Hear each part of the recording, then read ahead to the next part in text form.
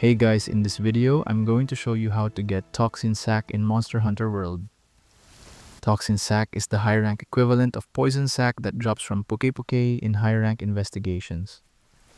Silver investigation rewards have about 14% drop rate, while gold investigation rewards have around 12%. To maximize your chances, always run investigations instead of optional quests. During the hunt, break as many monster parts as possible.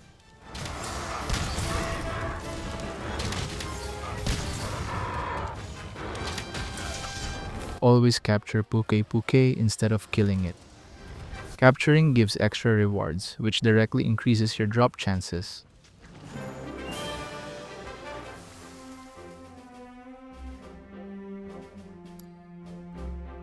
And that's how to get Toxin Sac in Monster Hunter World. Thank you so much for watching.